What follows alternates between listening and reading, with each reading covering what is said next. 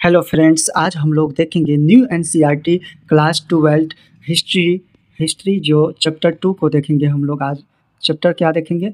Chapter 2 जो काफ़ी important है सभी एग्जामों के दृष्टिकोण से। तो स्टार्ट करते हैं। न्यू सेशन फर्स्ट है, सेकेंड चैप्टर राजा, किसान और नगर देखेंगे हम लोग। तो स्टार्ट करते हैं। हड़प्पा सभ्यता के बाद हड़प्पा सभ्यता। अब पूछा जाता है हड़प्पा सभ्यता की खोज किसने की? तो हड़प्पा सभ्यता की खोज राय बहादुर, दयाराम साहनी, व्हीलर, माधव स्वरूप कब किया था? तो 1921 ईस्वी में। हड़प्पा किस नदी के तट पे है? तो रावी नदी के तट पे स्थित है हड़प्पा, और वर्तमान में यह पाकिस्तान प्रांत में है। ठीक है, हड़प्पा। और यहाँ से क्या क्या मिला है हड़प्पा से? किस किस चीज़ का साक्ष्य मिला है? तो अन्न भंडार, कांस्यगारी, पारदर्शी वस्त्र पहने हुए एक मूर्ति, गरुड़ चित्रित मुद्रा, मछुआरे का चित्र, शंख का बैल यानी शंख जो बजाते हैं उसका बैल, और कांस्य दर्पण मिला है। इस तरह से लगभग 1500 वर्षों के लंबे अंतराल में 1500 लगभग इसका काल क्या था, कब था? तो 2600 से लेके 1900 ईस्वी पूर्व को कहा जाता है। तो लगभग 1500 महाद्वीप के विभिन्न भागों में कई प्रकार के विकास हुए। वह काल था जब सिंधु नदी और उसके उपनदियों के किनारे रहने वाले लोगों द्वारा ऋग्वेद का लेखन किया गया। अब पूछा जाता है ऋग्वेदिक काल का पीरियड क्या क्या था? तो ऋग्वेदिक काल का पीरियड की बात करें तो 1500 बीसी से लेके 600 बीसी तक को ऋग्वेद काल का पीरियड यानी काल माना जाता है। इसमें से पूर्व वैदिक काल ऋग्वेदिक जो है उसमें से पूर्व वैदिक काल पूछेगा। पूर्व वैदिक काल का काल पीरियड कितना है? 1500 से 1000 बीसी तक। ठीक है। फिर उत्तर वैदिक काल का पूछेगा। उत्तर वैदिक काल का पीरियड तो 1000 बीसी से लेके 600 ईस्वी पूर्व तक को माना जाता है। इस तरह से हम लोग देख सकते हैं। ऋग्वेद का लेखन किया गया। उत्तर भारत हो गया आपको जम्मू कश्मीर वगैरह, दक्कन पठार क्षेत्र और कर्नाटक जैसे महाद्वीप के कई क्षेत्र में कृषक बस्तियां अस्तित्व में आई। साथ ही दक्कन और दक्षिण भारत के क्षेत्र में चरवाहा बस्तियों के प्रमाण भी मिलते हैं। ईसा पूर्व पहली यानी पहली ईसा पूर्व का मतलब क्या होता है? 1000 ईस्वी पूर्व। 1000 ईस्वी पूर्व में को माना जाता है, एडी को। ठीक है। पहली शताब्दी के दौरान मध्य और दक्षिण भारत में शवों के अंतिम संस्कार के नए तरीके भी सामने आए, जिनमें महापाषाण काल के नाम से ख्यात पत्थरों के बड़े बड़े ढांचे मिले हैं। कई स्थानों पर पाया गया कि शवों के साथ विभिन्न प्रकार के लोहे से बने उपकरण और हथियारों को भी दफनाया गया था। ईसा पूर्व 6ठी शताब्दी के नई परिवर्तन के प्रमाण मिलते हैं। शायद इनमें सबसे ज्यादा मुखर आरंभिक राज्यों, साम्राज्यों और राजवाड़ों का विकास हुआ। इन राजनीतिक प्रक्रियाओं के पीछे कुछ अन्य परिवर्तन थे। इनका पता कृषि उपज को संगठित करने के तरीके से चलता है। इसी के साथ साथ लगभग पूरे महाद्वीप में नए नगरों का उदय हुआ। इतिहासकार इस प्रकार के विकास का आकलन करने के लिए अभिलेखों, ग्रंथों, सिक्कों और चित्रों से विभिन्न प्रकार के स्रोतों का अध्ययन करते हैं। जैसा कि हम आगे पढ़ेंगे, यह जटिल प्रक्रिया है और आपको यह भी आभास होगा कि इन स्रोतों से विकास की पूरी कहानी नहीं मिल पाती। देखते हैं, यह सांची का स्तूप कहाँ है? मध्य प्रदेश में। लगभग 2वीं शताब्दी ईस्वी पूर्व की बात है। प्रिंसेप और प्रियदर्शी, ये काफ़ी इंपॉर्टेंट है। प्रियदर्शी किसको कहते हैं? प्रियदर्शी अशोक के लिए इस्तेमाल एक नाम है, इसको याद रखिएगा। अशोक का किस शिलालेख में अशोक के नाम का उल्लेख होता है? तो मास्की याद रखिएगा। मास्की कहाँ है? तो एमपी मध्य प्रदेश में। उसके बाद गुर्जरा भी याद रखिएगा। गुर्जरा में भी अशोक का। गुर्जरा कहाँ है? गुर्जरा है मध्य प्रदेश में। और मास्की कहाँ है? तो कर्नाटक में। ठीक है। उसके बाद उदयगोला कर्नाटक में है। नेतूर पूछेगा, नेतूर में भी इसका चर्चा है। नेतूर भी एमपी मध्य प्रदेश में पड़ता है, के नाम से मिलता है अशोक का। प्रिंसेप है। नेक्स्ट देखते हैं हम लोग। भारतीय अभिलेख विज्ञान में एक उल्लेखनीय प्रगति 1830 के दशक। प्रिंसेप जो थे 1830 के दशक में हुई। ईस्ट इंडिया कंपनी के एक अधिकारी जेम्स प्रिंसेप ने ब्राह्मणी और खरोष्टी लिपियों का अर्थ निकाला। काफ़ी इंपॉर्टेंट है। इस लिपियों का प्रयोग सबसे आरंभिक अभिलेखों और सिक्कों में किया गया प्रिंसेप को पता चलता है कि अधिकांश अभिलेखों और सिक्कों पर प्रियदर्शी, यानी प्रियदर्शी किसका है तो चंद्रगुप्त मौर्य जो होते हैं, ये अशोक का एक नाम है प्रियदर्शी, यानी मनोहर मुखा वृत्त वाले राजा का नाम लिखा हुआ अभिलेखों का पर राजा का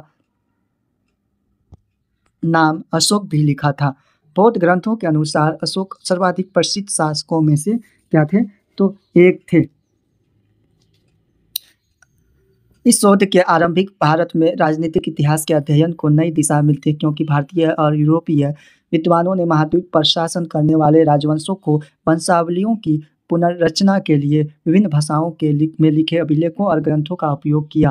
परिणाम स्वरूप 20वीं सदी कब से कब है 1900 से लेके 2000 को 20वीं सदी के आरंभिक दशकों तक उपमहाद्वीपों के राजनीतिक इतिहास का एक समान चित्र तैयार हो गया। इसके बाद विद्वानों ने अपना ध्यान राजनीतिक इतिहास के संदर्भ की ओर लाया और छानबीन करने की कोशिश की कि क्या राजनीतिक परिवर्तन और आर्थिक सामाजिक विकासों के बीच कोई संबंध था। शीघ्र ही यह आभास हो गया कि इसमें संबंध तो थे, लेकिन संभवतः सीधे संबंध हमेशा नहीं थे। देखते हैं आरंभिक राज 16 महाजनपद। 16 महाजनपद महाजनपद क्या था, जनपद के बाद जो आया उसे महाजनपद कहा गया। ठीक है, उदय हुआ। ठीक है, आरंभिक भारतीय इतिहास के 6ठी शताब्दी ईस्वी पूर्व को एक महत्वपूर्ण परिवर्तनकारी काल माना जाता है। इस काल को प्राय आरंभिक राज्यों, नगरों, लोहे के बढ़ते प्रयोग और सिक्कों के विकास के साथ जोड़ा गया। इसी काल में बौद्ध ग्रंथ से क्या मिलता है तो अंगुत्तर निकाय का उल्लेख होता है। और जैन संहिता से क्या मिलता है, जैन ग्रंथ से भगवती सूत्र पूछा गया है बीपीएससी में, याद रखिएगा। भगवती सूत्र किससे है, जैन ग्रंथ से विभिन्न दार्शनिक विचारधाराओं का विकास हुआ। बौद्ध और जैन धर्म के आरंभिक ग्रंथों में महाजनपद नाम से 16 राज्यों का उल्लेख मिलता है। यद्यपि महाजनों के नाम की सूची इस ग्रंथ में एक समान नहीं है, लेकिन बज्जी, मगध, कौशल, कुरु, पंचाल, कंधार और अवंती जैसे नाम प्राय मिलते हैं। इससे यह स्पष्ट है कि उक्त महाजनपद सबसे महत्वपूर्ण महाजनपदों में गिने जाते होंगे।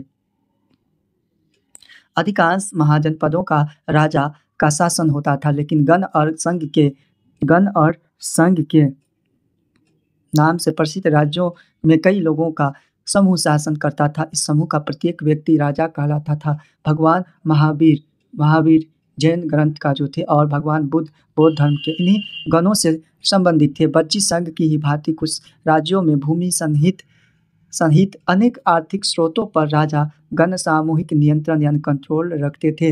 यद्यपि स्रोतों के अभाव में इन राज्यों के इतिहास पूरी तरह लिखे नहीं जा सकते, लेकिन ऐसे कई राज लगभग 1000 साल तक बने रहे। प्रत्येक महाजनपद की एक राजधानी होती थी, जिसे प्राय किले से घेरा जाता था।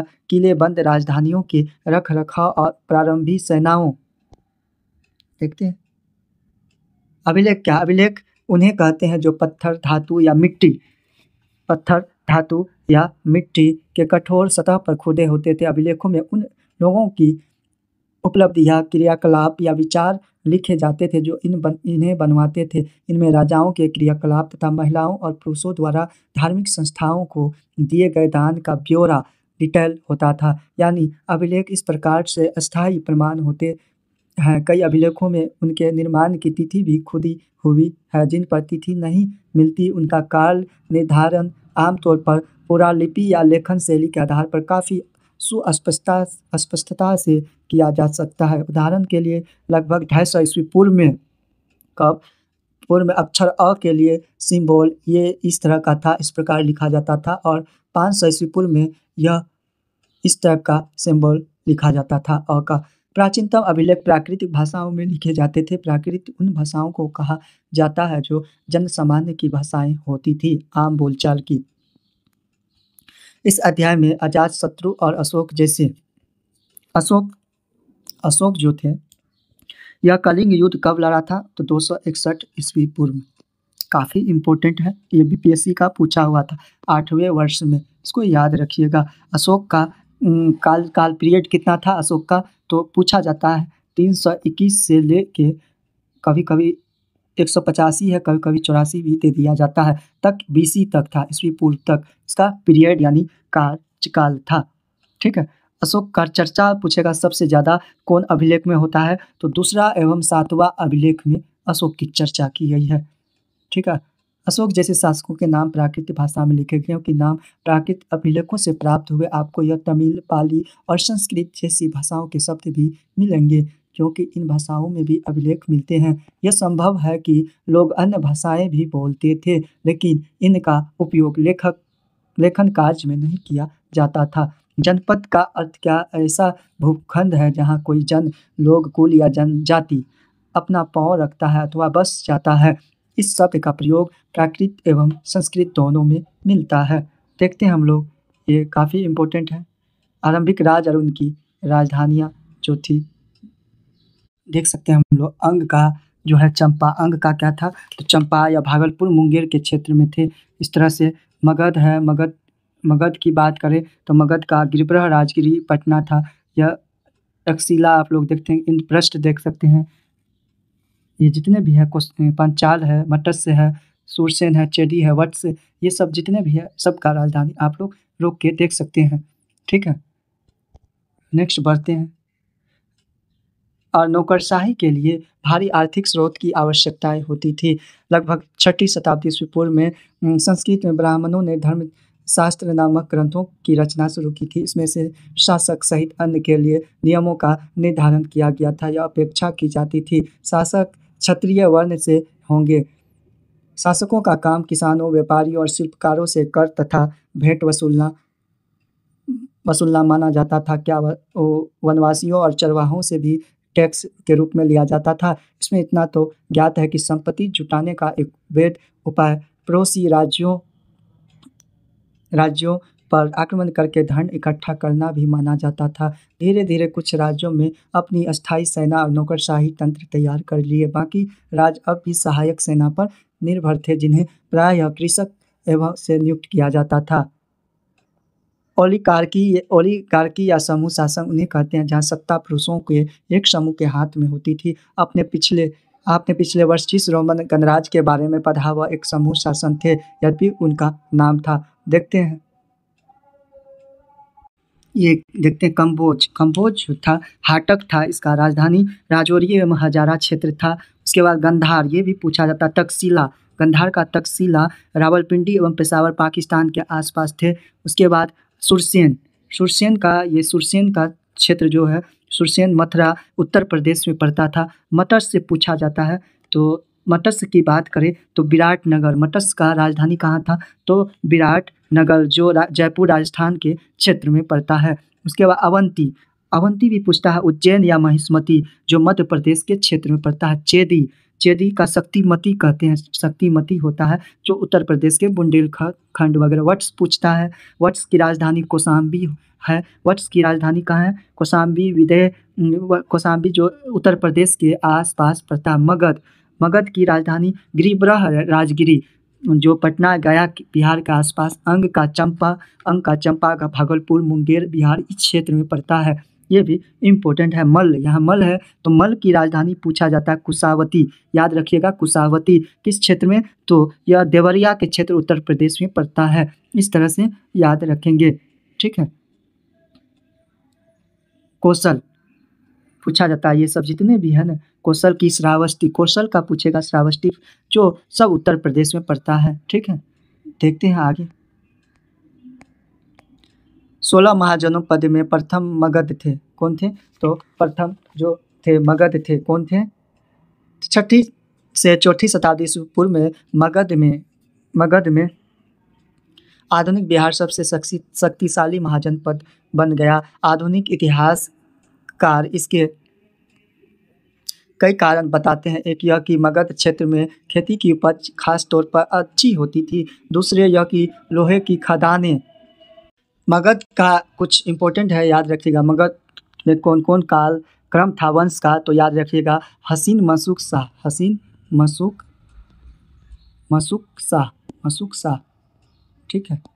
तो ह से हर्यक वंश, स से याद रखिएगा शिशुनाग वंश, न से नंद वंश, उसके बाद मो से मोर वंश, हसीन मशूक। शुंग वंश, कर्ण वंश और सातवाहन वंश, इस तरह से याद रखेंगे। ठीक है। झारखंड, आधुनिक झारखंड भी आसानी से उपलब्ध में जिससे उपकरण और हथियार बनाना सरल होता था। जंगली क्षेत्र में हाथी उपलब्ध थे जो सेना के एक महत्वपूर्ण अंग थे। साथ ही गंगा और उसकी उपनदियों के आवागमन सस्ती व सुलभ होती थी। लेकिन आरंभिक जैन और बौद्ध लेखकों ने मगध की महत्ता का कारण विभिन्न शासकों की नीतियों को बताया। इन लेखकों के अनुसार बिंबिसार, अजातशत्रु और महापद्मन जैसे प्रमुख राजा अत्यंत महत्वाकांक्षी शासक थे। इनके मंत्री इनकी नीतियाँ लागू करते थे। प्रारंभ में नीति क्या होता है? नीतियाँ लागू करने का मतलब है कानून लागू करते थे, खुद का कानून लागू करते थे। प्रारंभ में राजगिरी, यहाँ राजगिरी होगा। आधुनिक बिहार के राजगीर का प्राकृतिक नाम मगध की राजधानी थी। यह रोचक बात है कि इस शब्द का अर्थ है राजाओं का घर। काफ़ी इंपॉर्टेंट है राजगिरी, राजाओं का घर। पहाड़ियों के बीच बसा राजगिरी एक किलेबंद शहर है। बाद में 4वीं शताब्दी ईस्वी पूर्व में पाटलिपुत्र को राजधानी बनाया गया। जिसे अब पटना जो राजधानी किसने बनाया था? शेरशाह सूरी ने। जिसकी गंगा किनारे राष्ट्रीय आगमन के मार्ग थे। पाटलिपुत्र किसने? उदयन ने बनाया था, सोन और गंगा नदी के तट पे। देख सकते हैं ये दीवार है आपको पाटलिपुत्र का, मगध का चित्र। एक आरंभिक भाषाएं और लिपि। अशोक की अधिकांश अभिलेख प्राकृत में थे। क्या थे? प्राकृत में थे। जबकि पश्चिमोत्तर में मिले अभिलेख अरमाइक और यूनानी भाषा में है। प्राकृत के अधिकांश अभिलेख ब्राह्मणी लिपि में लिखे हुए थे, जबकि पश्चिमोत्तर के कुछ अभिलेख खरोष्टी लिपि में लिखे गए थे। अरमाइक जो काफ़ी इम्पोर्टेंट है, ये याद रखिएगा। अरमाइक और यूनानी लिपियों का अफगानिस्तान मिला। अरमाइक कहाँ मिला है? तो अफगानिस्तान में। इम्पोर्टेंट है। ठीक है। एक आरंभिक साम्राज्य। मगध के विकास के साथ साथ मौर्य साम्राज्य का उदय हुआ। किसका हुआ? तो मौर्य साम्राज्य का उदय हुआ। मौर्य साम्राज्य के संस्थापक चंद्रगुप्त मौर्य थे। मौर्य साम्राज्य के जो थे संस्थापक कौन थे? चंद्रगुप्त मौर्य थे। लगभग 321 ईस्वी पूर्व का शासन पश्चिमोत्तर में अफगानिस्तान और बलूचिस्तान का तक फैला हुआ। उनके पुत्र जो थे उसके अशोक जी ने आरंभिक भारत का सर्वप्रसिद्ध शासक माना जाता है। कलिंग, यहाँ कलिंग युद्ध कब हुआ? तो 261 ईस्वी पूर्व में। इसको याद रखिएगा, काफ़ी इंपॉर्टेंट है। उड़ीसा का विजय प्राप्त हुआ था। मौर्य वंश के बारे में जानकारी प्राप्त। मौर्य शासन साम्राज्य के इतिहास की रचना के लिए इतिहासकारों ने विभिन्न प्रकार के स्रोतों का उपयोग किया। इनमें पुरातात्विक प्रमाण भी शामिल है। विशिष्ट मूर्तिकला, मौर्यकालीन इतिहास के पुनर्निर्माण हेतु समकालीन रचनाएं भी मूल्यवान सिद्ध हुई। जैसे चंद्रगुप्त मौर्य के दरबार में आए यूनानी राजदूत कौन थे? मेगास्थनीज। पूछा जाता है किसके दरबार में, तो यह यूनानी राजदूत था जो मेगास्थनीज जो थे चंद्रगुप्त मौर्य के दरबार में आए थे। लिखा गया विवरण आज इसके कुछ अंश की नहीं उपलब्ध है। एक और स्रोत जिसका उपयोग प्राय किया जाता है अर्थशास्त्र। अर्थशास्त्र के लेखक कौन है? तो अर्थशास्त्र के लेखक कौटिल्य थे। अर्थशास्त्र के लेखक कौटिल्य थे। कौटिल्य को ही विष्णुगुप्त के नाम से जाना जाते हैं। इसके प्रमुख भागों की रचना कौटिल्य या चाणक्य ने की थी जो चंद्रगुप्त के मंत्री थे। इंपॉर्टेंट है। साथ ही मौर्य शासकों का उल्लेख परवर्ती जैन, बौद्ध, पुराणिक ग्रंथों तथा संस्कृत वाङ्मय में भी मिलता है। यद्यपि उक्त साक्ष्य बड़े उपयोग के लिए पत्थरों और स्तंभों पर मिले। अशोक के अभिलेख प्राय सबसे मूल्यवान स्रोत है। अब अशोक का अभिलेख किस पे मिला था? कौन कौन अभिलेखों में? तो 2 और 7 अभिलेख में मिला है। अशोक वह पहला सम्राट था जो अपने अधिकारियों और प्रजा के संदेश प्राकृतिक नेचुरल पत्थरों और पॉलिश किए हुए स्तंभ पर लिखवाए थे। अशोक ने अपने अभिलेखों के माध्यम से धर्म का प्रचार किया। इनमें बड़ों के प्रति आदर, धर्म में जो है बड़ों के प्रति आदर, सन्यासियों और ब्राह्मणों के प्रति उदारता और सेवकों और दासों नीचे रहने वाले के साथ उदार व्यवहार किया तथा दूसरे के धर्मों और परंपराओं का भी आदर शामिल है। यह सिंह शीर्ष स्तंभ है, देख सकते हैं। साम्राज्य का प्रशासन। मौर्य साम्राज्य में 5 प्रमुख राजनीतिक केंद्र थे। राजधानी पाटलिपुत्र, 4 प्रांतीय केंद्र तक्षशिला, उज्जैनी, तोसिली और सुवर्णागिरी। इन सब का उल्लेख अशोक के अभिलेखों में किया गया। यदि हम इन अभिलेखों का परीक्षण करें तो पता चलता है कि आधुनिक पाकिस्तान के पश्चिमोत्तर सीमांत प्रांत में लगभग आंध्र प्रदेश, उड़ीसा, उत्तराखंड तक हर स्थान पर जैसे संदेश उत्कीर्ण किए गए थे। क्या इतने विशाल साम्राज्य की प्रशासनिक व्यवस्था समान रही होगी। इतिहासकार इस निष्कर्ष पर पहुंचते हैं कि ऐसा संभव नहीं था। साम्राज्य में देख सकते हैं आप लोग रोक के अशोक के अभिलेखों का विवरण है, ठीक है। ये विवरण है जो काफ़ी इम्पोर्टेंट। देख सकते हैं यह गिरनार है, अशोक का अभिलेख गिरनार काठियावाड़ा में जूनागढ़ के समीप स्थित गिरनार है, गुजरात में पड़ता है। सांची देख सकते हैं, सांची मध्य प्रदेश। इस तरह से आप लोग रोक के अच्छी तरह, मेरठ हो गया यूपी वगैरह, रामपुरवा, लोरिया, नंदनगढ़, लोरिया, अरराज, ये सब कुछ बिहार में, पश्चिमी चंपारण, पाटलिपुत्र, सारनाथ हो गया यूपी, सारनाथ हो गया, जितने भी है ये कलिंग हो गया, कलिंग उड़ीसा वगैरह, जितना भी है, मास्की हो गया, मास्की गुर्जरा, ये सब टोटल जितना भी है ना, इसको आप लोग देख सकते हैं जो काफ़ी इम्पोर्टेंट है, ठीक है। रोक के तो आगे बढ़ते हैं।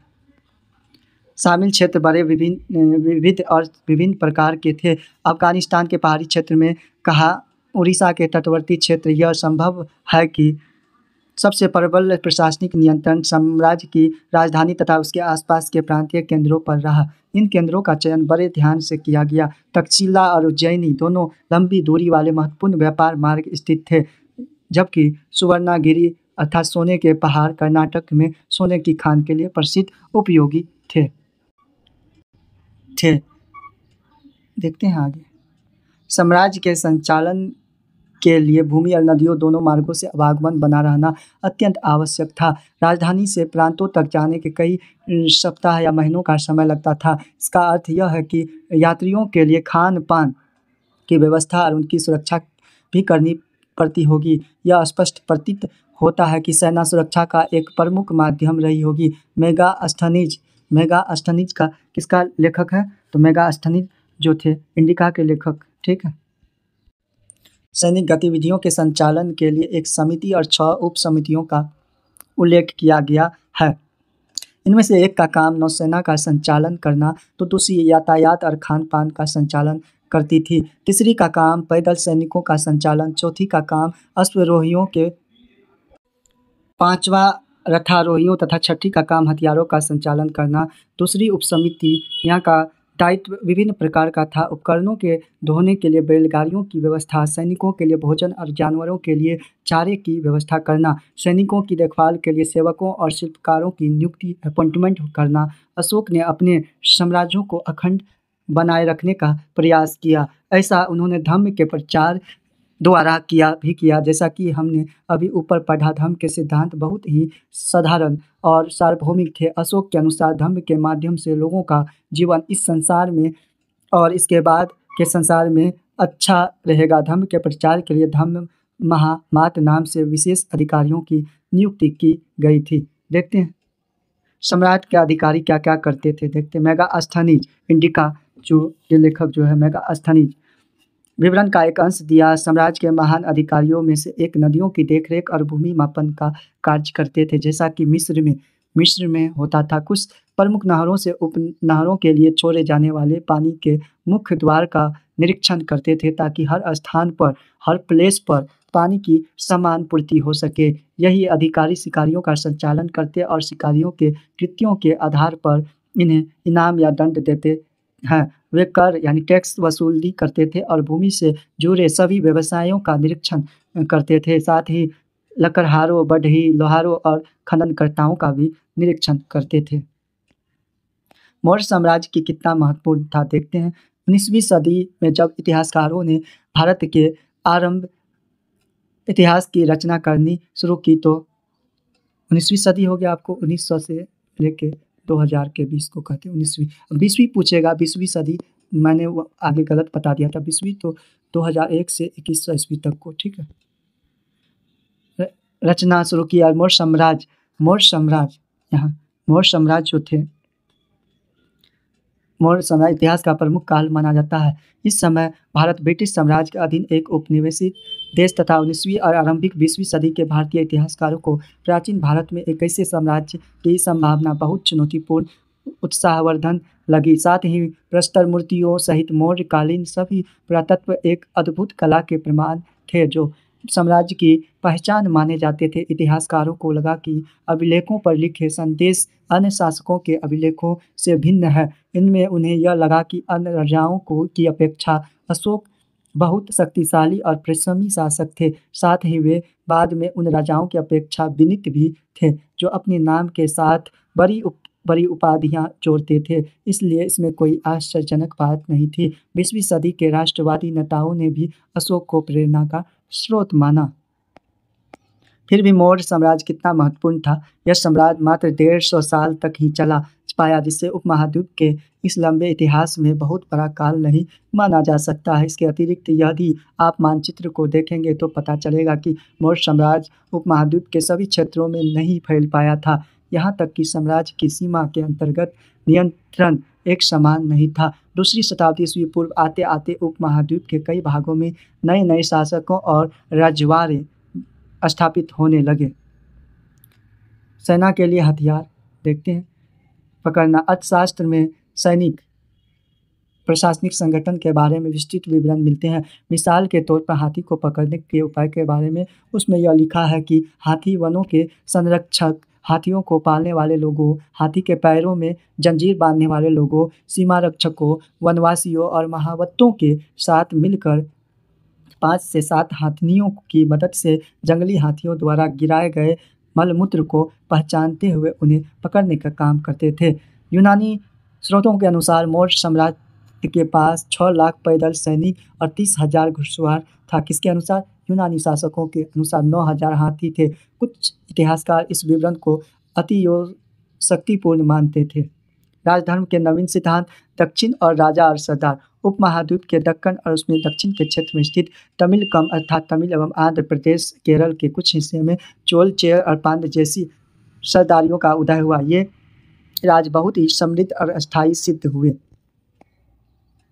सरदार और सरदारी क्या था? सरदार एक शक्तिशाली व्यक्ति होता था जिसका पद वंशानुगत भी हो सकता था और नहीं भी। इसके समर्थक और उसके खानदान के लोग होते हैं। सरदार के कार्यों में विशेष अनुष्ठान का संचालन, युद्ध के समय नेतृत्व करना और विवादों को सुलझाने में मध्यस्थता की भूमिका निभाना शामिल है। वह अपने अधीन लोगों से भेंट लेता, जबकि राजा कर वसूली करते हैं और अपने समर्थकों में उस भेंट का विवरण कर सकता है। सरदारी में सामान्यतः कोई स्थायी सेना अधिकारी नहीं होते थे। हमें इन राज्यों के बारे में विभिन्न प्रकार के स्रोतों से जानकारी मिलती है कि उदाहरण के तौर पर प्राचीन तमिल संगम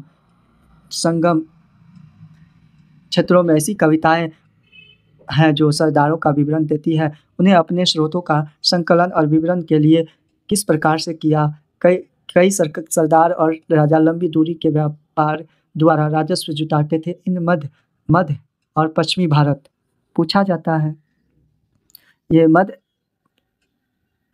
और पश्चिमी भारत है, यानी मध्य एशिया में कौन कौन देश आते हैं? तो मध्य एशिया में पूछा जाता है तो Kazakhstan, Kyrgyzstan, Tajikistan, Turkmenistan, Uzbekistan. Short में याद रखिएगा इसको, KKTTU।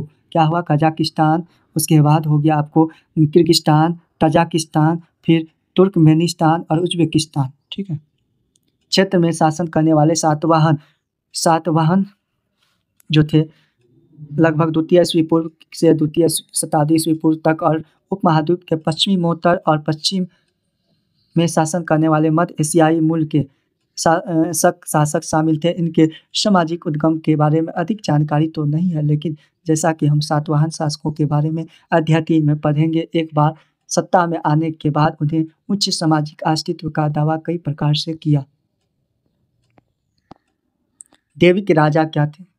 राजाओं के उच्च स्थिति प्राप्त करने का एक साधन विभिन्न देवी देवताओं के साथ जुड़ना तथा मध्य एशिया से लेकर पश्चिमोत्तर भारत तक शासन करने वाले कुषाण शासकों में लगभग प्रथम शताब्दी ईस्वी पूर्व से शताब्दी ईस्वी तक उपाय का सबसे अच्छा उदाहरण प्रस्तुत किया। कुषाण, ये काफ़ी इम्पोर्टेंट है। कुषाण वंश पूछा जाता है, कुषाण की इतिहास की रचना।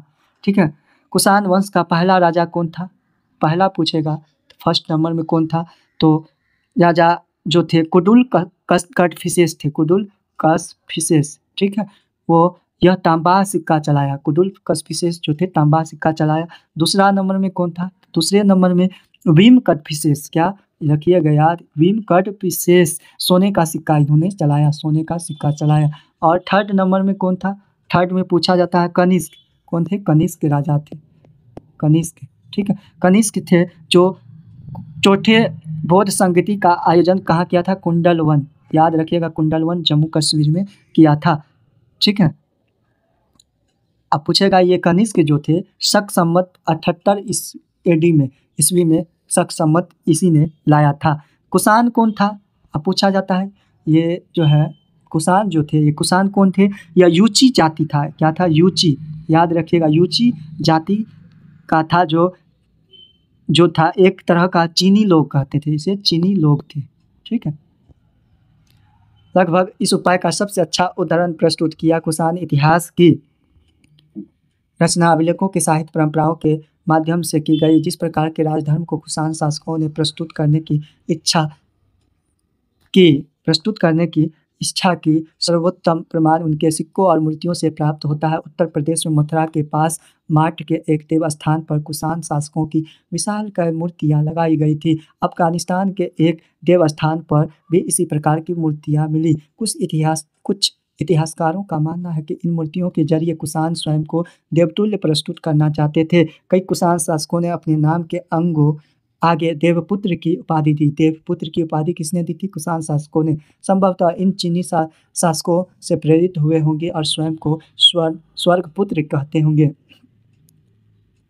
पांड्य सरदार सेन्तुवन की वन यात्रा क्या था? यह तमिल महाकाव्य शिलपत्तिकारम का एक अंश है। जब वह वन की यात्रा पर गए थे तो लोग नाचते गाते हुए पहाड़ों से उतरे और ठीक उसी तरह जैसे पराजित लोग विजय का आदर करते हैं, वैसे अपने साथ उपहार लाए, जिनमें हाथी दांत, सुगंधित लकड़ी, हिरणों के बाल से बने चंवर, मधु, चंदन, गेरू, सुरमा, हल्दी, इलायची, मिर्ची आदि वस्तुएं थी। वे अपने साथ नारियल, आम, जड़ी बूटी, फल, प्याज, गन्ना, फूल, सुपारी, केला, बाघों के बच्चे, शेर, हाथी, बंदर, भालू, हिरन, कस्तूरी मृग, लोमड़ी, मोर, जंगली मुर्गे, बोलने वाले तोते आदि भी लाए थे।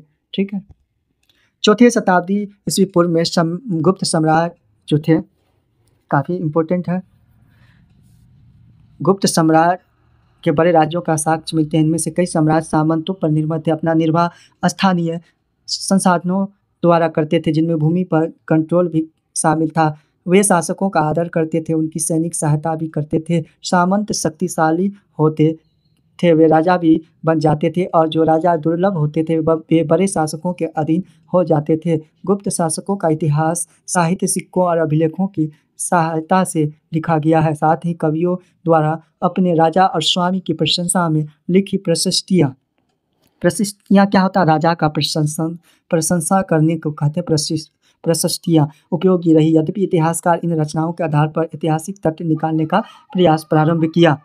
ठीक है, देख सकते हैं आप लोग, यह सिक्का है कुषाण वर्ष का, ये सिक्के थे करते हैं, लेकिन इसके रचयिता तथ्यात्मक विवरण की अपेक्षा उन्हें काव्यात्मक ग्रंथ मानते थे।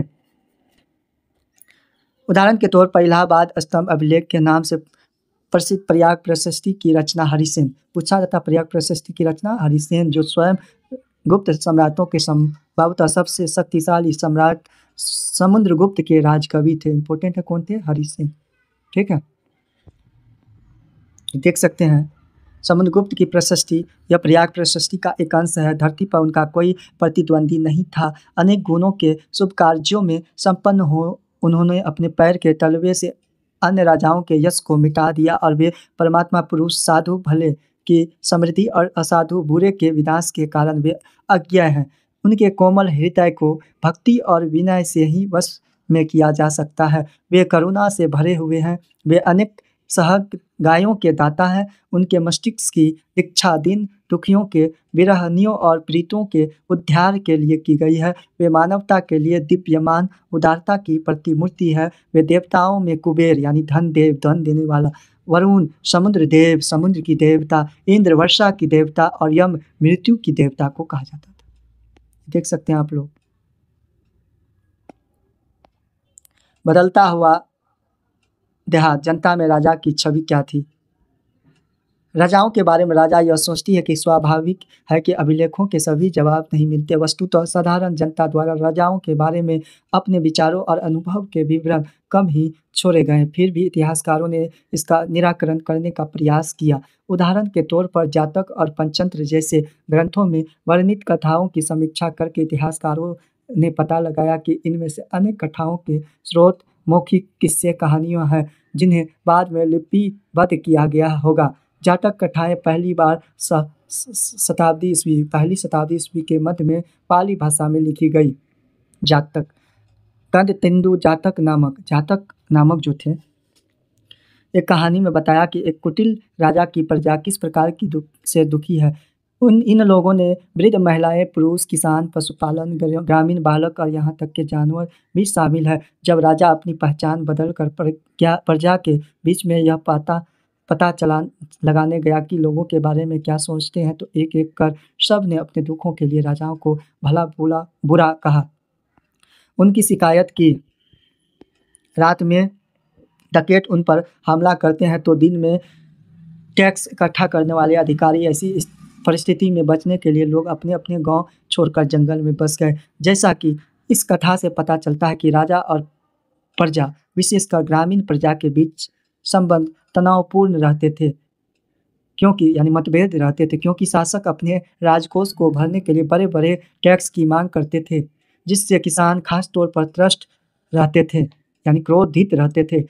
इस जातक कथा से पता चलता है कि इस संकट से बचने के लिए एक उपाय जंगल की ओर भाग जाना होता था। इसी बीच टैक्स की बढ़ती मांग को पूरा करने के लिए किसानों ने उपज बढ़ाने के उपाय ढूंढने शुरू किए।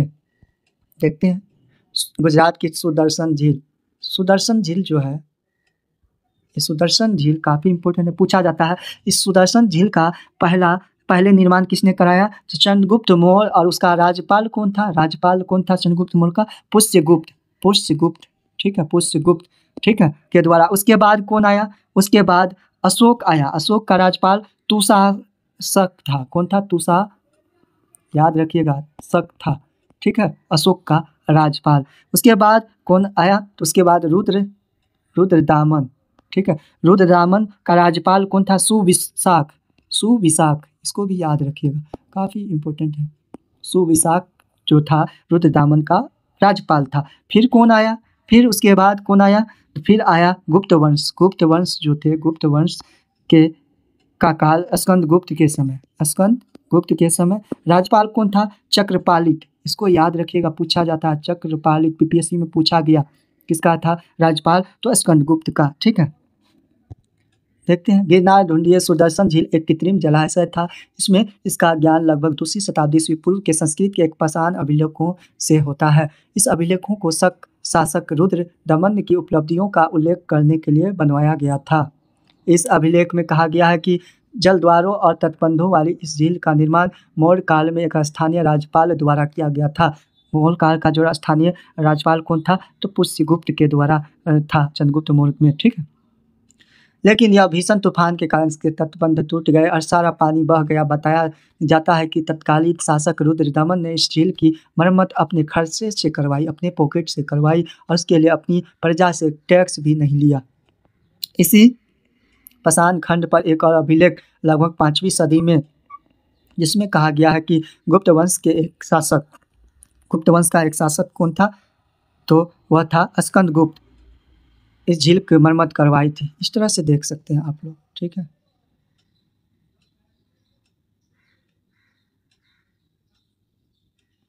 ये तो देखते हैं उपज बढ़ाने का एक तरीका हल का प्रचलन था, जो 6ठी शताब्दी ईस्वी पूर्व में गंगा और कावेरी की घाटियों के उर्वर कछारी क्षेत्र, काफ़ी इम्पोर्टेंट है, ये पूछा जाता है। ये कछारी क्षेत्र क्या होता है? यह जलोढ़ मिट्टी वाला एक क्षेत्र होता है, फैल गया। जिन क्षेत्रों में भारी वर्षा होती थी वहाँ लोहे के फल वाले हलों के माध्यम से उर्वर भूमि की जुताई की जाने लगी। इसके अलावा गंगा की घाटी में धान की रोपाई की वजह से उपज में भारी वृद्धि होने लगी। हालांकि किसानों को इसके लिए कमर तोड़ मेहनत करनी पड़ती थी। यद्यपि लोहे के फाल वाले हल की वजह से फसलों की उपज बढ़ने लगी, लेकिन ऐसे हलों का उपयोग महाद्वीप के कुछ ही हिस्से में था।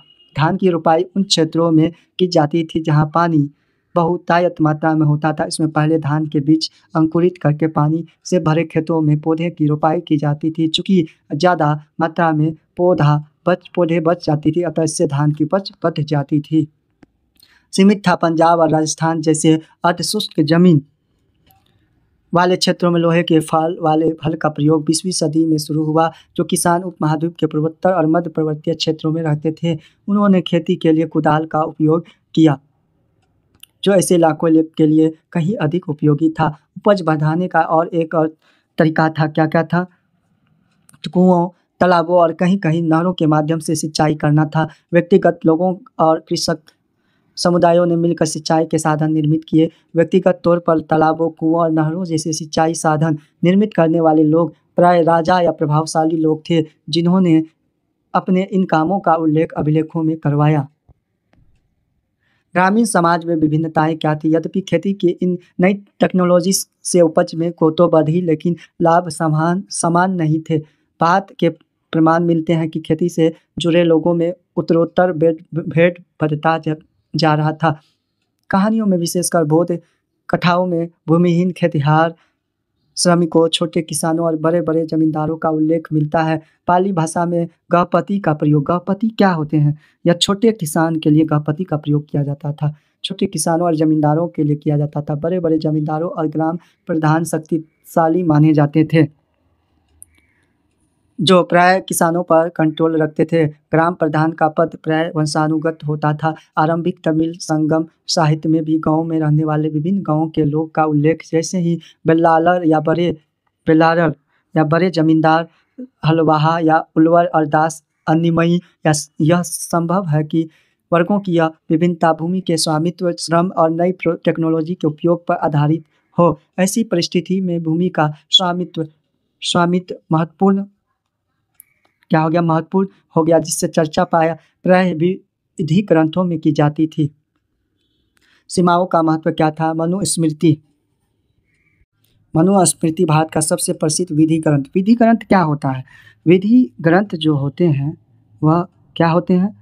तो विधि ग्रंथ हम लोग कानूनी ग्रंथ को ही कहते हैं। मनुस्मृति में इसे संस्कृत भाषा में 2वीं शताब्दी ईस्वी पूर्व और 2वीं शताब्दी के बीच लिखा गया था। इस ग्रंथ में राजा को यह सलाह यानी एडवाइस दी जाती है कि चूंकि सीमाओं की भिन्नता के कारण विश्व में बार बार विवाद पैदा होते हैं, इसलिए उसे सीमाओं की पहचान के लिए गुप्त निशान जमीन और गाड़ कर रखने चाहिए, जैसे कि पत्थर, हथिया, गाय के बाल, भूसी, राख, खपटे, गाय के सूखे गोबर, ईंट, कोयला, कंकड़ और रेत भालू जिसको सेंड कहते हैं, उसे सीमाओं पर इसी प्रकार के अतोड़ तत्व भूमि छुपा कर गाड़ने चाहिए, जो समय के साथ नष्ट हो।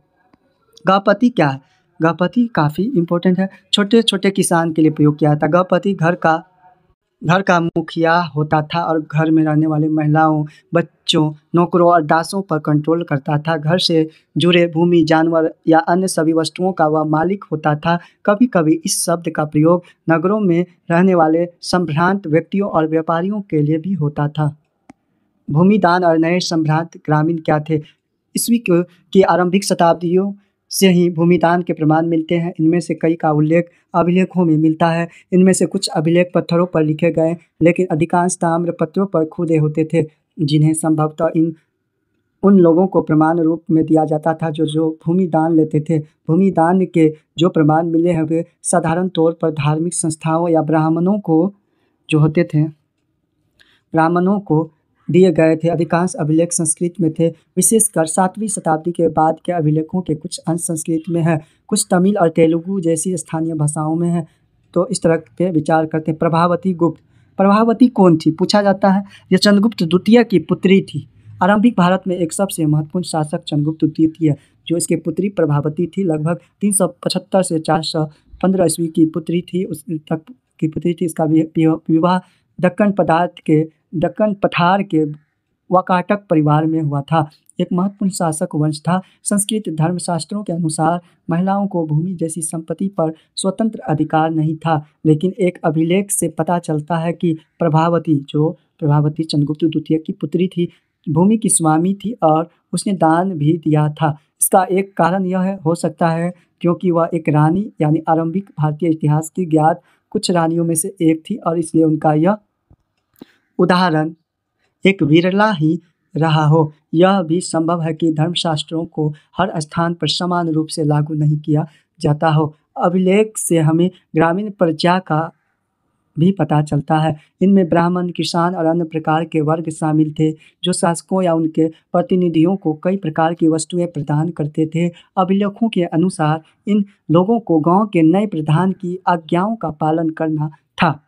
संभवतः अपने भुगतान उसे ही देने पड़ते थे। इस प्रकार भूमिदान अभिलेख देश के कई हिस्सों से प्राप्त हुई। क्षेत्रों में दान दी गई भूमि की माप में अंतर है। कहीं कहीं छोटे छोटे टुकड़े तो कहीं कहीं बड़े बड़े क्षेत्र दान में दिए गए। साथ ही भूमिदान में दान प्राप्त करने वाले लोगों के अधिकारों में भी क्षेत्रीय परिवर्तन मिलते हैं। इतिहासकारों में भूमिदान का प्रभाव एक गर्म वाद विवाद का विषय बना हुआ था। कुछ इतिहासकारों का मानना है कि भूमिदान शासक वंश द्वारा कृषि को नए क्षेत्रों में प्रोत्साहित करने की एक रणनीति थी, जबकि कुछ का कहना है कि भूमिदान से दुर्बल होते राजनीतिक प्रभुत्व का संकेत मिलता है, अर्थात राजा का शासन सामंतों पर दुर्बल होने लगा तो उन्होंने भूमिदान के माध्यम से अपने समर्थक जुटाने प्रारंभ कर दिए। उनका यह भी मानना है कि राजा स्वयं को उत्कृष्ट स्तर के मानव के देखते हैं।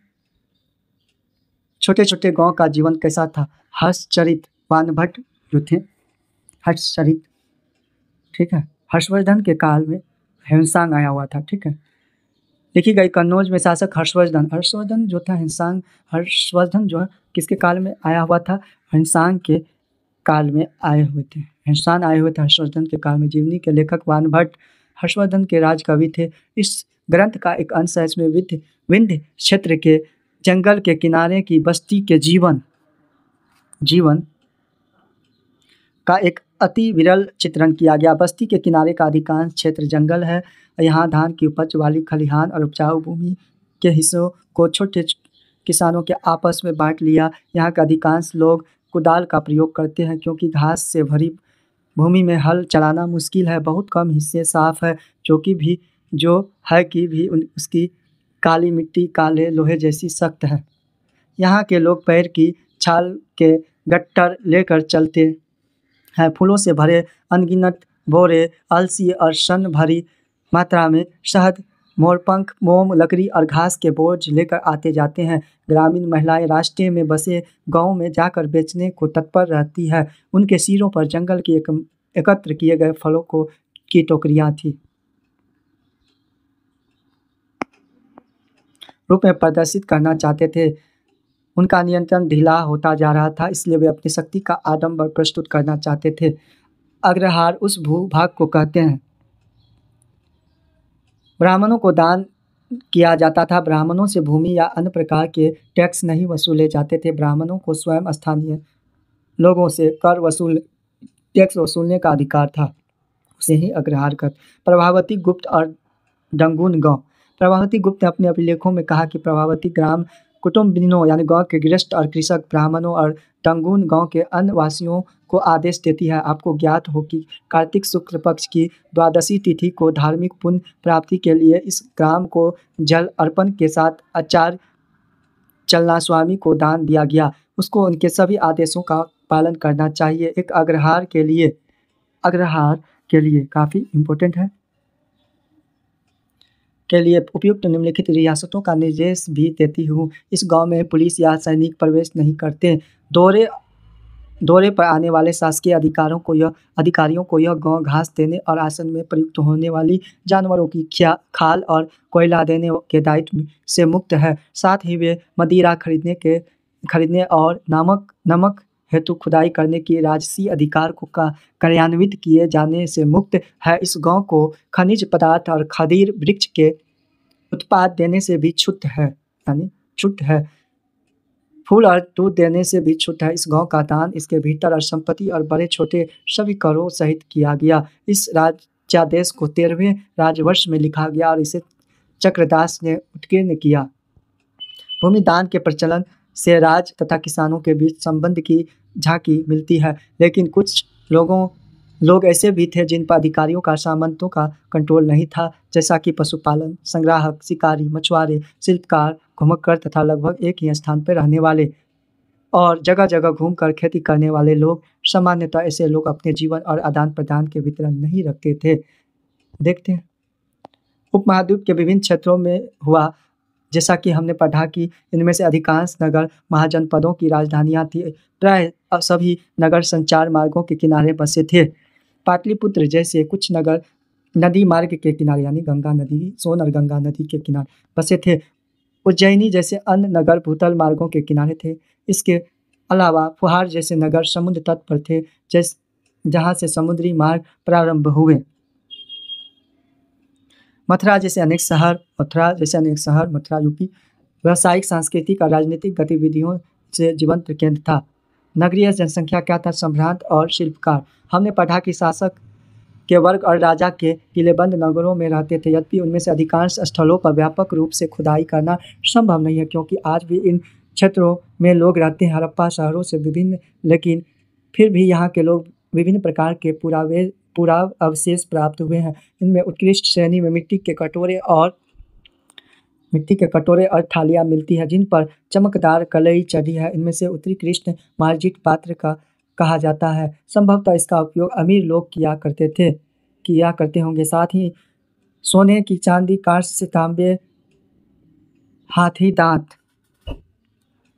जैसे तरह तरह के पदार्थ के बने गहने, उपकरण, हथियार, बर्तन, सीप और पक्की मिट्टी मिलती है। द्वितीय शताब्दी ईस्वी पूर्व आते आते हमने कई नगरों में छोटे धनात्मक अभिलेख प्राप्त हुए हैं। इनमें दाता के नाम के साथ साथ प्राय उसके व्यवसाय का भी उल्लेख होता है। इनमें नगरों में रहने वाले धोबी। पाटलिपुत्र का इतिहास क्या? प्रत्येक नगर का अपना इतिहास था। उदाहरण के तौर पर पाटलिपुत्र का विकास पाटलिग्राम नाम के एक गांव से हुआ। इंपॉर्टेंट है। फिर 5वीं सदी ईस्वी पूर्व में मगध शासकों ने अपनी राजधानी राजगिरी से हटाकर इसे बस्ती में लाने का निर्णय लिया और इसका नाम बदलकर 4वीं शताब्दी ईस्वी तक आते आते यह मौर्य साम्राज्य की राजधानी और एशिया के सबसे बड़े नगरों में से एक बन गया। बाद में इसका महत्व कम हो गया जब चीनी यात्री ह्वेनसांग काफ़ी इंपॉर्टेंट हर्षवर्धन के काल में यहाँ आया तो यह नगर खंडहर में बदला मिला और उस समय यहाँ की जनसंख्या भी बहुत कम थी। यह मथुरा से मिली एक मूर्ति का भाग है। इस पर प्राकृत में अभिलेख है, जिसमें कहा गया कि एक स्वर्णकार धर्मक की पत्नी नागपिया ने इसे एक धार्मिक स्थल में स्थापित किया। देख सकते हैं ये सब आप लोग देख सकते हैं। ये जितना भी है ये सब आप लोग रोक के देख सकते हैं। सातवाहन, वंश, सिमुक, कुषाण का ये सब जितने भी हैं इसको आप लोग रोक के देख सकते हैं।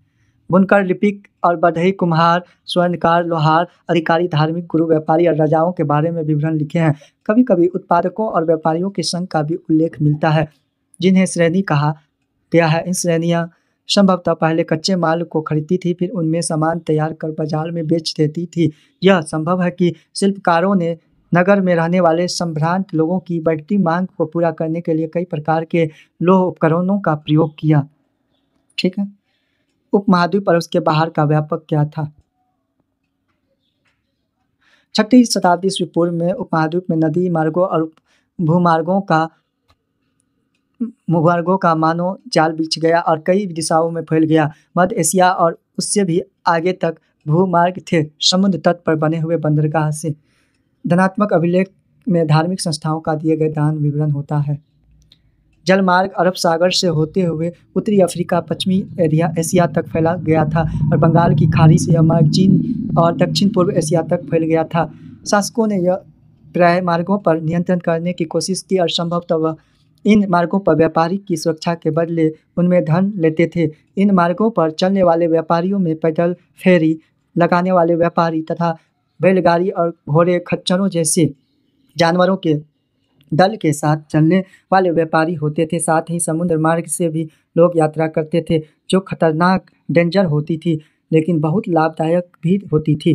तमिल भाषा में मसट्थुवन और प्राकृत में सतथवाह से सेठी के नाम से प्रसिद्ध सफल व्यापारी बड़े धनी हो जाते थे। नमक, अनाज, कपड़ा, धातु और उससे निर्मित उत्पाद, पत्थर, लकड़ी, जड़ी बूटी जैसे अनेक प्रकार के सामान एक स्थान से दूसरे स्थान तक पहुंचाए जाते थे। रोमन साम्राज्य में काली मिर्च जैसे मसालों और कपड़ों और जड़ी बूटियों की भारी मांग थी। इन सभी वस्तुओं को अरब सागर के राष्ट्रीय भूमध्य क्षेत्र तक पहुंचाया जाता था। ठीक है। मालाबार तट क्या था आधुनिक केरल के? यह एक यूनानी समुद्र यात्री द्वारा रचित पेरिप्लस ऑफ एरिथ्रियन सी का एक अंश लगभग प्रथम शताब्दी ईस्वी पूर्व है।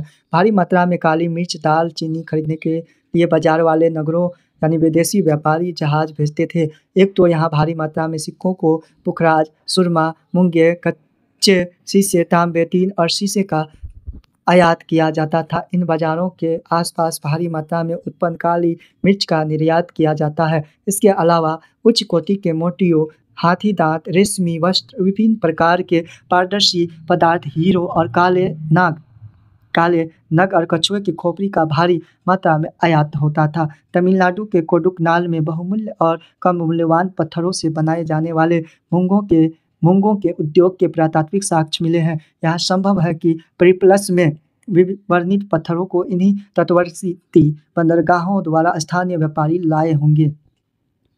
सिक्के और राजा व्यापार के लिए सिक्के के प्रचलन में विभिन्न विनिमय कुछ प्रकार हद तक आसान हो गया। चांदी और तांबे के आहत सिक्के। कुछ पूछा जाता है, इम्पोर्टेंट है कि सोना का सिक्का जो है, सोना का सिक्का सबसे पहले किसने चलाया था? तो सोने का सिक्का सबसे पहले विम कटफिसेस ने चलाया था। ये बीपीएससी में पूछा गया है। इसमें में सबसे पहले ढाले गए और प्रयोग में आए। पूरे उपमहाद्वीप में खुदाई के दौरान इस प्रकार के सिक्के मिले। मुद्रा शास्त्रियों ने इनका और अन्य सिक्कों का अध्ययन करके उनके वाणिज्यिक प्रयोग के संभावित क्षेत्रों का पता लगाया।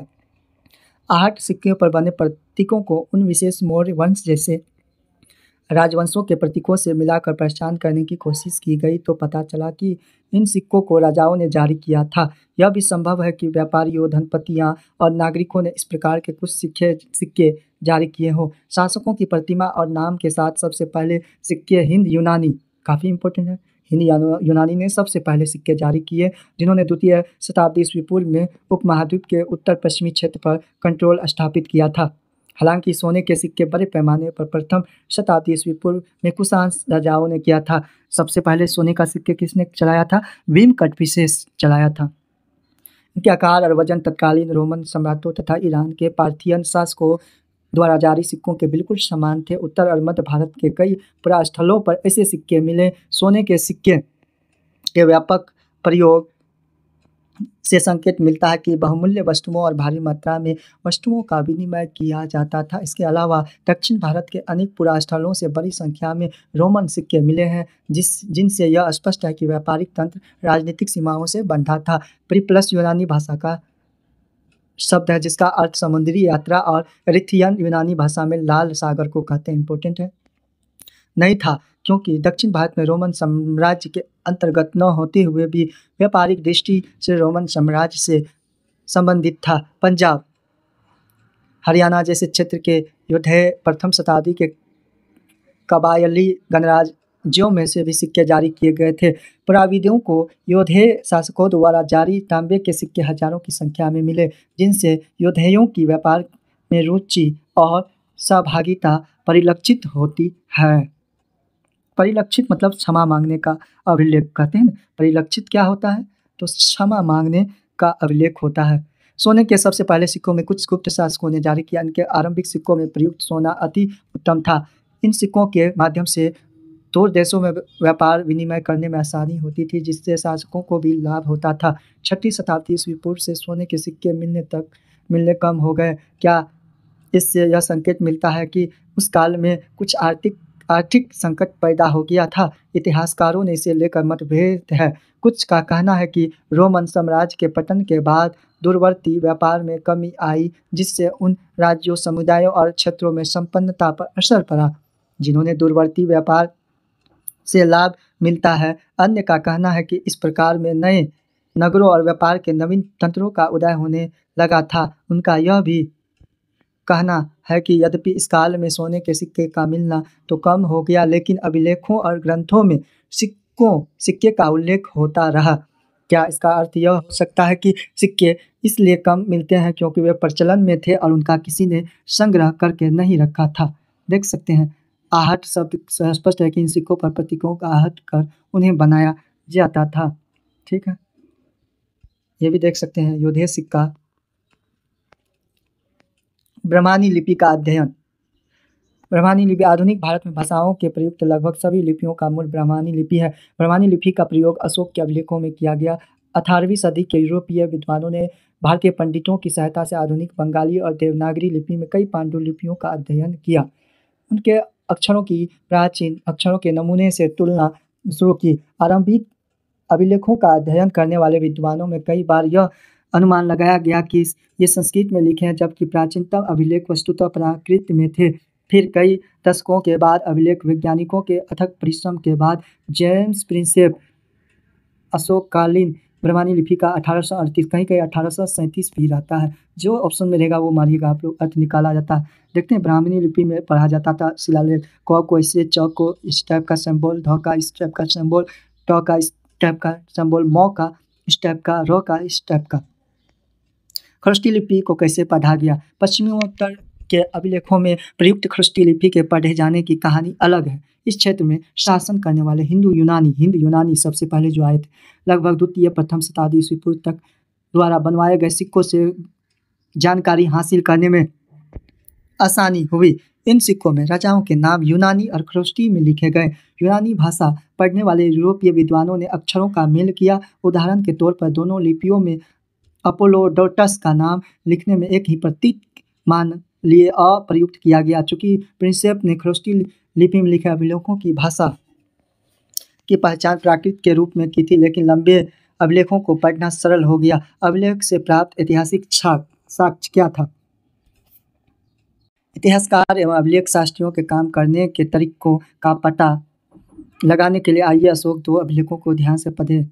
देखते हैं। शासक अशोक का नाम नहीं लिखा, इससे अशोक द्वारा अपनाई गई उपाधियों का प्रयोग किया गया, जैसे कि देव नाम प्रिय और देवताओं का प्रिय, प्रियदर्शी। देव नाम प्रिय क्या होता है? देवताओं का प्रिय, प्रियदर्शी देखने में सुंदर, ये भी इम्पोर्टेंट है। अशोक के अन्य अभिलेख में मिलता है जिसमें उनकी उपाधियां भी लिखी है। इन अभिलेखों का परीक्षण करने के बाद अभिलेख शास्त्रियों ने पता लगाया कि उनके विषय, शैली, भाषा, प्रालिपि, विज्ञान सब में समानता है। अतः वे इस निष्कर्ष पर पहुंचे कि इन अभिलेखों को एक ही शासक ने बनवाया था।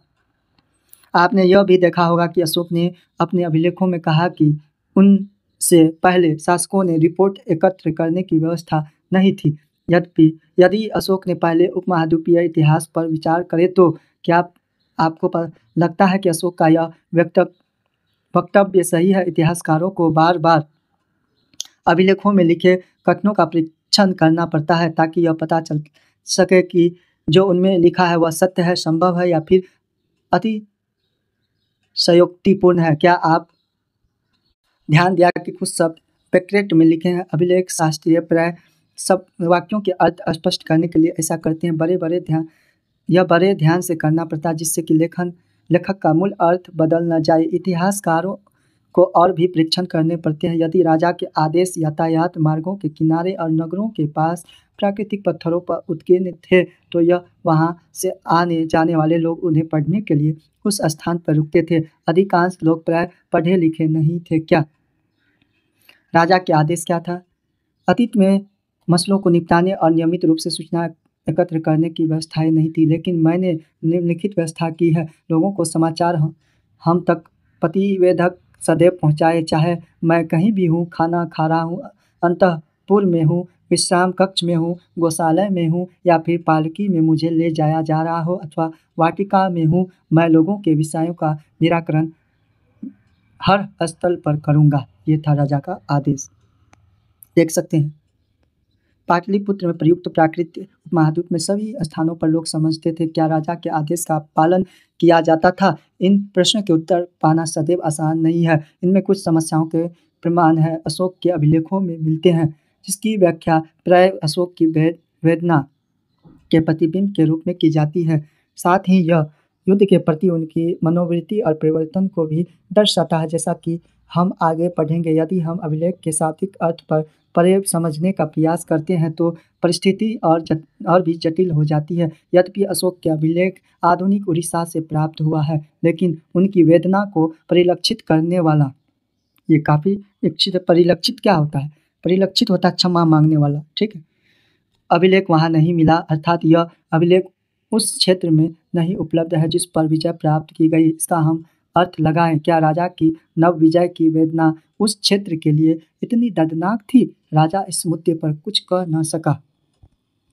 राजा की वेदना जब देवान प्रियदर्शी ने अपने शासन के 8 वर्ष पूरे किए तो उन्होंने कलिंग युद्ध कब 261 ईस्वी पूर्व में हुआ था, ईस्वी पूर्व BC में। आधुनिक तटवर्ती उड़ीसा पर विजय प्राप्त की। 1.5 लाख पुरुषों को निष्कासित किया गया, 1 लाख मारे गए।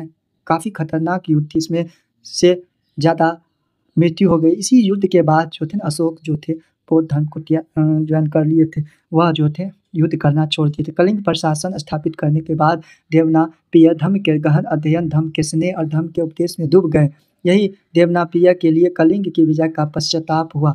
देवनापिय के लिए यह बहुत वेदनादायी और निंदनीय है। जब कोई किसी राज्य पर विजय प्राप्त करता है तो पराजित राज्य का हनन होता है, वहाँ लोग मारे जाते हैं, निष्कासित किए जाते हैं।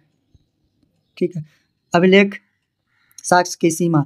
अब आपको यह पता चल गया होगा कि अभिलेखों से प्राप्त जानकारी की भी सीमा होती है। कभी कभी इसकी टेक्नोलॉजी सीमा होती है। अक्षरों को हल्के ढंग से उत्कीर्ण किया जाता है जिन्हें पढ़ पाना मुश्किल होता है। साथ ही अभिलेख नष्ट भी हो सकते हैं जिनसे अक्षर लुप्त हो जाते हैं। इसके अलावा अभिलेखों के शब्दों में वास्तविक अर्थ के बारे में पूर्ण रूप से ज्ञान हो पाना सदैव सरल नहीं होता, क्योंकि कुछ अर्थ किसी विशेष स्थान या समय से संबंधित होते हैं। यद्यपि आप अभिलेख के शोध पत्रों को पढ़ें और देखते हैं कि आप पाएंगे कि विद्वान इनके पढ़ने के वैकल्पिक विधियों का चर्चा करते रहते हैं। यद्यपि कई हजार अभिलेख प्राप्त हैं, लेकिन सभी के अर्थ नहीं निकाले जा सकते हैं।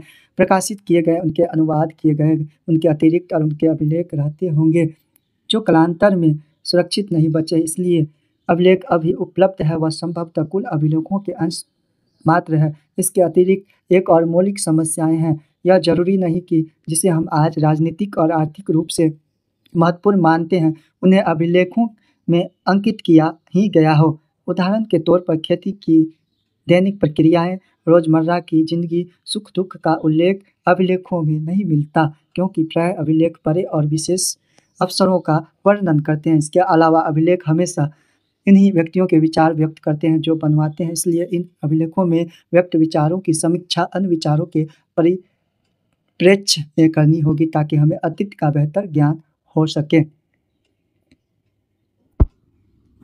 अर्थात राजनीतिक आर्थिक इतिहास का पूर्ण ज्ञान मात्र अभिलेख शास्त्र से नहीं मिलता। साथ ही इतिहासकार प्राचीन और अर्वाचीन दोनों प्रकार के प्रमाणों पर आशंका व्यक्त करते हैं। 19वीं सदी के आखिरी दशकों में और 20वीं सदी के प्रारंभ में इतिहासकार प्रमुख रूप से राजाओं के इतिहास में रुचि रखते थे। 20वीं सदी के मध्य आर्थिक परिवर्तन विभिन्न सामाजिक समुदायों के उदय के विषय में महत्वपूर्ण बन गए। हाल ही के दशकों में ऐसे समुदायों के प्रति इतिहासकारों की रुचि बढ़ी जो सामाजिक हाशिए पर रहते हैं।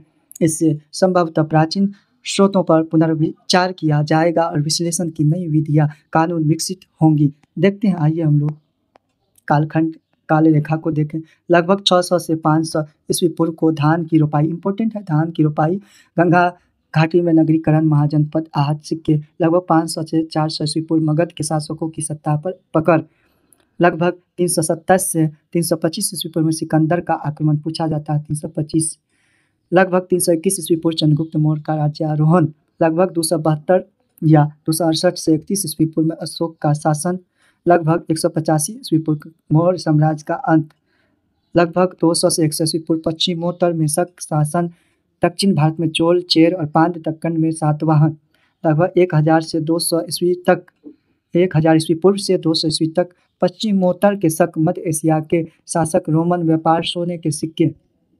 लगभग 78 ईस्वी में कनिष्क का राज्यारोहण। 78 ईस्वी में ही शक संवत का आरंभ किया था। लगभग 100 से 200 ईस्वी में सातवाहन और शक शासकों द्वारा भूमि दान में अभिलेखीय प्रमाण। लगभग 320 में गुप्त शासन का आरंभ। लगभग 335 से 375 ईस्वी में समुद्रगुप्त का शासन। लगभग 375 से 415 ईस्वी पूर्व में चंद्रगुप्त द्वितीय दक्कन में वाकाटक की शासन। लगभग 500 से 600 ईस्वी पूर्व कर्नाटक में चालुक्यों का उदय और तमिलनाडु में पल्लवों का उदय। लगभग 606 से 647 ईस्वी में कन्नौज के राजा हर्षवर्धन चीनी यात्री हुनसांग की यात्रा का वर्णन है। लगभग 712 में अरबों के सिंध पर आक्रमण। ठीक है, देखते हैं काल रेखा सेकेंड। 1784 ईस्वी में बंगाल पूछा जाता है बंगाल का गवर्नर जनरल कौन था, तो वारेन हेस्टिंग। एशियाटिक सोसाइटी का गठन जो थे एशियाटिक विलियम प्रिंसेप थे। 1810 का दशक कोलिन मैकेंजी ने संस्कृत और तमिल भाषा में 8,000 अभिलेख एकत्र किए थे। 1838 कहीं 1837 भी दिया जाता है, जो रहेगा वो मारिएगा। जेम्स प्रिंसेप द्वारा अशोक ने ब्राह्मणी लिपि का अर्थ लगाना। 1877 में अलेक्जेंडर कनिंघम ने अशोक के अभिलेखों के एक अंश को प्रकाशित किया। 1886 में दक्षिण भारत के अभिलेखों के शोध पत्र एपिग्राफिया कर्नाटक का प्रथम अंग था, यानी पुरालेखों का अध्ययन कहते हैं एपिग्राफिया। 1888 में एपिग्राफिया इंडिका का प्रथम अंक, ठीक है, मेगास्थनीज इंडिका का। 20वीं शताब्दी ईस्वी में 1965 से 66 डीसी सरकार ने Indian epigraphy and Indian epigraphical glossary प्रकाशित की थी। इस तरह से आज हम लोगों ने हिस्ट्री का सेकेंड चैप्टर को कंप्लीट किया। अगर वीडियो अच्छा लगे हो तो कृपया करके वीडियो को लाइक शेयर सब्सक्राइब कर देंगे और कृपया करके आप लोग चैनल को सब्सक्राइब कर दें और